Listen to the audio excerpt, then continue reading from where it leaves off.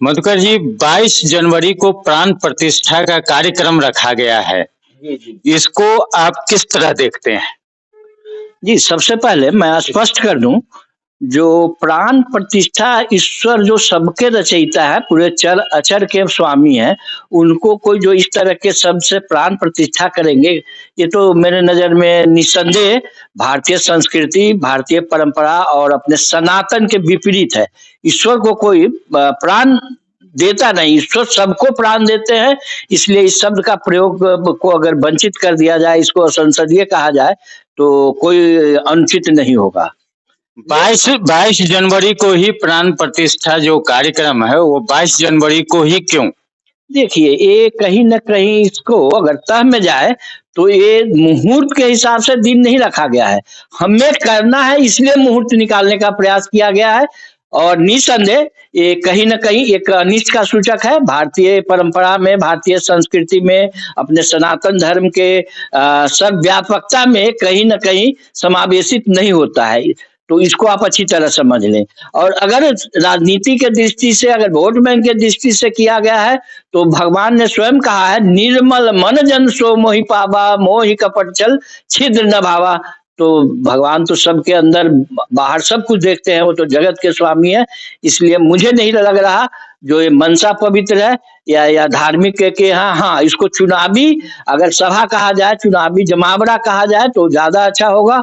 और मैंने अभी बताया जो ईश्वर सर्वव्यापी है, वो सबके अंदर की बात जानते हैं, इसलिए निसंदेह इसका शुभ परिणाम की कम गुंजाइश है, अशुभ की ज्यादा है। वैसे मेरी व्यक्तिगत ईश्वर से प्रार्थना है, जो इन नादानों को, इन अधर्मियों को, इन अज्ञानियों को, जो इस तरह के अपनी हठधर्मिता पर रहे हैं, जो अपने हिसाब से भगवान को बुलाना चाहते हैं, भगवान बुलाते हैं, भगवान जाते नहीं कहीं, इसको नोट कर लिया जाए। सर, आपने अभी चुनाव की बात की है, को 2024 लोकसभा चुनाव पर कितना असर डालेगा? देखिए, ये तो भुनाने और भूनने की बात होती है। अगर अपने देश की जनता निसंदेह बड़ी परिपक्व होती है, बहुत गहराई में जाती है, लेकिन कुछ अज्ञानी लोग भी हैं, इससे भी इनकार नहीं किया जा सकता। कुछ लोग क्या कट्टरवादी लोग हैं, जिनको कहीं न कहीं किसी भी स्तर पर गुमराह करना संभव है। तो ये गुमराह करने का एक प्रयास है।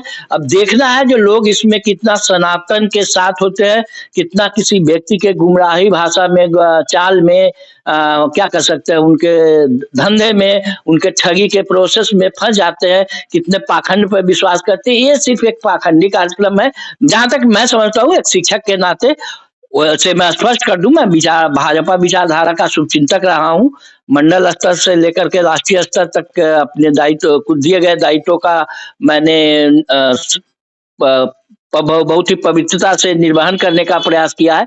लेकिन आज भाजपा की मौलिक विचारधारा कहीं न कहीं, क्या कर सकते हैं, अपहरण कर लिया गया है उसका, कहीं न कहीं गलत हाथों के में आ गया है। और निसंदेह एक कमजोर नेतृत्व के कारण एक मजबूत देश आज छटपटा रहा है। और जो सही माने में बौद्धिक लोग हैं, जो मानवता को समझते हैं, जो सच्चे माने में धर्म की परिभाषा को समझते हैं, जो सच्चे माने में देश की जरूरत को जानते हैं, जो सच्चे माने में, क्या कर सकते हैं, जो हमारे लिए कौन सी चीज को प्राथमिकता में रखना है, अगर यही चीज, श्री राम तो हर एक जगह है, कण कण के वासी है, तो उनको इस तरह से संकुचित विचारधारा के परिधि में लाना निसंदेह बहुत गलत है। और कहीं न कहीं हम सबों की, मतलब मैं स्वयं को सम्मिलित करते हुए कहना चाहूंगा, जो हम लोगों की जो नादानी है, हम लोगों की जो जाति मजहब धर्म के प्रति कट्टरता है, वो मानवता को संपुष्ट नहीं करता। और इसी का फायदा विभिन्न राजनीतिक दल, मैं सिर्फ फलाने का नाम नहीं लेना चाहूंगा, लेकिन मायावी पाखंडी तो इसमें अव्वल दर्जे का है। और वो लोगों के स्पंदन को, लोगों की भावना को, लोगों के क्या कहते हैं, सत्कर्म को भुनाना अच्छी तरह जानता है। धर्म को एक जहर का रूप बना करके लोगों को पिला रहा है, और लोग क्या कहते हैं, खुशी खुशी पी रहे हैं। जबकि ऐसे भगवान ऐसे लोग के प्रिय नहीं होते। भगवान श्री राम ने खुद भी कहा है, जो शंकर का भक्त नहीं है, जो शंकर की उपासना नहीं करता, जो शंकर में जिसको विश्वास नहीं है, वो मेरा कभी भी प्रिय भक्त नहीं हो सकता।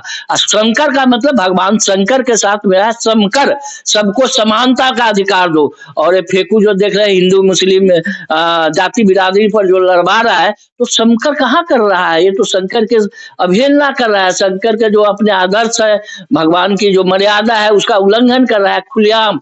जो पूजा विधि है सनातन धर्म के, उस सब का उल्लंघन कर रहा है। कहाँ अपने साथ अपनी पत्नी को ले जा रहा है? कहाँ जो आधा अधूरा बने हुए मंदिर में वोट के कारण जो हो रहा है, क्या लोग नहीं समझता? लोग समझते हैं, लेकिन फिर ये क्या करता है, लोगों को भड़का देगा, लोग लालच दे करके, डर से, भय से। आज इसका आतंक इतना ज्यादा व्याप्त है, जो लोग सच्चाई बोलने से परहेज कर रहे हैं। मैं सच्चाई बता रहा हूँ पत्रकार महोदय, अगर आप इसको तह में जाए, लोगों का अगर अंदरूनी विचार ले, बेखौफ विचार ले, तो सब मानेंगे। जो आज पूरा भारत इसके आतंक से आतंकित है, इसलिए इसके नौटंकी का साझीदार बन रहा है, गवाह बन रहा है। लेकिन भाइयों, मैं सबको सचेत करना चाहूंगा, सतर्क भारत, इसके भय, दबाव या लालच या आतंक से प्रभावित होकर के अगर आप किसी तरह से विचलित होते हैं, तो ईश्वर आपको भी न्याय क्षेत्र के अधिकार मिलेगा, क्योंकि वो तो सबसे बड़ा है। वो तो निसंदेह हमारे आपके सबका ही क्या कह सकते हैं, भाग्य विधाता है, सबके ही सृष्टि करता है, सबके ही दर्शन समदर्शी है। वो उनके नजर में हम गरीब अमीर जाति बिरादरी के आधार पर नहीं, कर्म के आधार पर मूल्यांकन होता है। इसलिए अभी भी सचेत हो जाए, फेकू के गुनाह का आप साझीदार नहीं बने। उसके पाप फल का घड़ा भर चुका है और बहुत ही जल्द फूटने वाला है, बहुत बड़ा विस्फोट होने वाला है। मैं बद्दुआ नहीं दे रहा, राष्ट्र, मानवता और क्या कह सकते हैं, जनता के हित में मैं बताना चाहूंगा, हमेशा से गलत तत्वों का प्रतिकार करना भारतीय मूल्य रहा है, भारतीय परंपरा रही है, और यही सच्ची मानवता है। इसलिए इसका प्रतिकार करें।